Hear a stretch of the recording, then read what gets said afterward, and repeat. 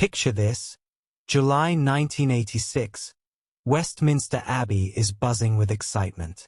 Sarah Ferguson, the spirited redhead with a penchant for helicopters and adventure, is marrying Prince Andrew, Philip's reportedly favorite son.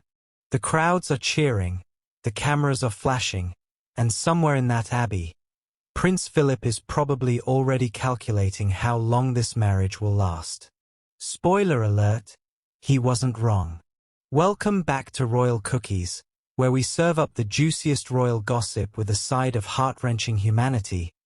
Please remember to subscribe and click on the notifications bell icon, so you will be notified whenever we upload new cookies about the British royal family. Now, you'd think two larger-than-life personalities like Philip and Fergie would get along like a house on fire, right? Both outspoken, both controversial, both with zero filter when it comes to speaking their minds. It should have been a match made in royal heaven. But here's where our fairy tale takes a sharp left turn into horror story territory. According to recent revelations, the Duke of Edinburgh developed a distaste for the Duchess of York after her separation from his son Prince Andrew in 1992, just 6 years after their fairytale royal wedding. 6 years. That's shorter than most people keep their smartphones. But here's the kicker. This wasn't just your typical in-law drama. Oh no, this was Prince Philip we're talking about. The man who once asked Aboriginal people if they still threw spears at each other. Subtlety wasn't exactly his strong suit, and when Fergie fell from grace, she fell hard. And Philip was there with a royal boot to make sure she stayed down. Right, let's address the elephant in the room, or should I say, the toe-sucking scandal that rocked the monarchy. Prince Philip actually never forgave her for that toe-sucking scandal. And honestly, who could blame him? Imagine being Prince Philip, opening your morning paper with your cornflakes, and bam, there's your daughter-in-law's feet making front-page news in the most compromising way possible. Poor Sarah had to come downstairs at breakfast when it was all over the front pages of the paper. Can you imagine that breakfast? The tension must have been thicker than the Queen's porridge. Philip probably didn't even need to say a word. His legendary death stare would have been enough to curdle the milk. But here's what makes this even more delicious. This wasn't just about embarrassing photos. This was about what Philip saw as the complete breakdown of royal protocol and dignity. The man who spent his entire life walking 3 steps behind the Queen, maintaining perfect posture and royal composure, watching his daughter-in-law essentially torch decades of carefully maintained royal mystique. And let's be honest, Philip wasn't exactly known for his forgiveness. This is the same man who held grudges longer than the Queen's corgis held onto their favorite bones. Once you were on Philip's bad side, you might as well book a one-way ticket to Antarctica because the Arctic would be warmer than his reception. Philip regarded Fergie as simply beyond the pale, and rebuffed her efforts to build bridges. Beyond the pale, coming from Philip, that's basically like being declared dead to the royal family. Game over. Thanks for playing. Don't let the palace gates hit you on your way out. Now here's where Prince Philip's legendary lack of diplomatic filter really comes into play.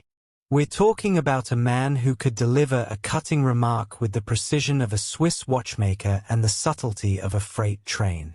The Duchess of York bore the brunt of Prince Philip's anger, after he became exceptionally brusque when she told him she was leaving his second son.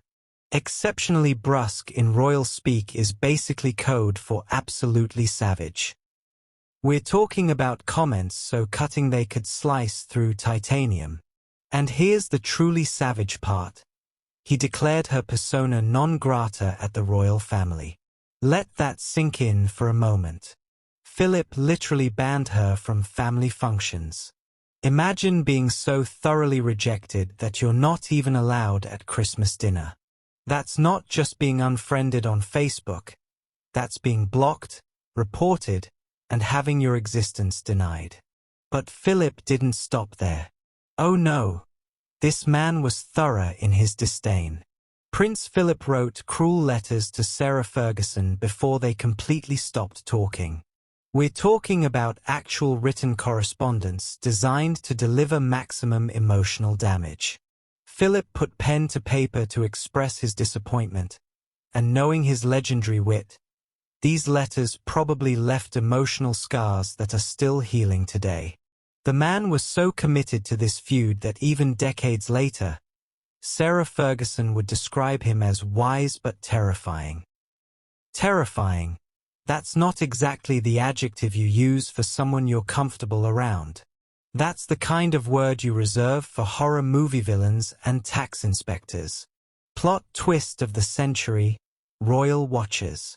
While Prince Philip was treating Sarah Ferguson like she had the royal plague, guess who was Team Fergie all along? None other than Queen Elizabeth II herself. Sarah Ferguson has been called one of the late Queen Elizabeth II favorites. Can you imagine the family dynamics here? Philip sitting at one end of the dinner table shooting daggers with his eyes, while the Queen's at the other end probably asking Fergie about her latest charity work and genuinely enjoying her company. This creates the most deliciously awkward situation in royal history. Here's Philip, the Queen's devoted husband of over 70 years, in an epic standoff with one of his wife's favorite people. It's like a royal Mexican standoff, but with more tiaras and considerably better catering. And this wasn't just Philip being randomly difficult. Though let's be honest, the man could find fault with a perfectly prepared afternoon tea. Sarah Ferguson couldn't get close to the Queen because Prince Philip never forgave her. Philip's grudge was so powerful it actually affected Fergie's relationship with the monarch herself. That's next-level grudge holding, people. That's graduating summa cum laude from the University of Holding Grudges with a PhD in eternal resentment. The irony is absolutely delicious. While Philip saw Fergie as the destroyer of royal dignity, the Queen saw her as genuine, warm-hearted, and refreshingly real. Drop your thoughts in the comments below.